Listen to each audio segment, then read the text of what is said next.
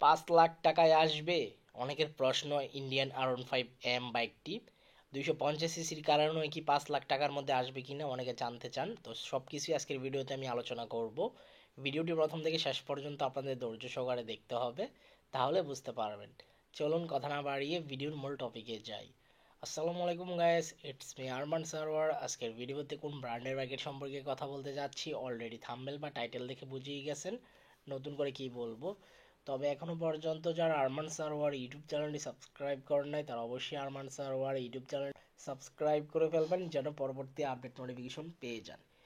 এখন বর্তমানে বাংলাদেশে ইন্দোনেশিয়ান বাইক তেমন অ্যাভেলেবেল হচ্ছে না। এখন বেশিরভাগ বাইকই হচ্ছে আপনার ইন্ডিয়ান ভার্সন বাইক অ্যাভেলেবেল হচ্ছে।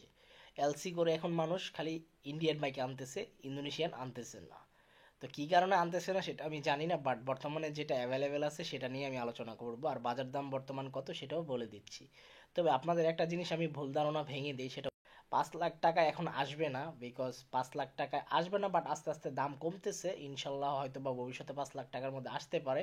কারণ আপনারা সবাই কম বেশ জানেন প্রতিটা ব্র্যান্ডেরই হায়ার সিসির বাইকগুলো অ্যাভেলেবেল হয়ে যাচ্ছে, এজন্য হয়তো বা এখন দাম কমতে পারে। কারণ হায়ার সিসির বাইকগুলো আপনার মানুষের আকর্ষণ এখন বেশি থাকবে। বর্তমানে ইন্ডিয়ান R15M BS7 বাইকটির দাম চলতেছে 5,60,000 টাকা আস্কিং প্রাইস। তার মানে দাম কিছুটা কমেছে, 70,000 টাকা থেকে 60,000 টাকার মধ্যে আসছে, 10,000 টাকা কমে গেছে। তো আপনারা অবশ্যই যাচাই বাছাই করবেন, 5-6টি শোরুম যাচাই বাছাই করে তারপর বাইক ক্রয় করবেন। আর এখন বাইকের দাম কমতির দিকে, ইনশাল্লাহ ভবিষ্যতে আরও কমবে। তো এই ছিল ইয়ামা R15M BS7 বাইকটি সম্পর্কে আপডেট ইনফরমেশন। পাশাপাশি আপনারা আরেকটা জিনিস খেয়াল রাখবেন, ভালো মানের সার্ভিস সেন্টার কোন শোরুমে আছে, ওই শোরুম থেকে বাইকটি ক্রয় করে ফেলবেন। দেখা হবে ইনশাল্লাহ পরবর্তী ভিডিওতে। সবাইকে অসংখ্য ধন্যবাদ।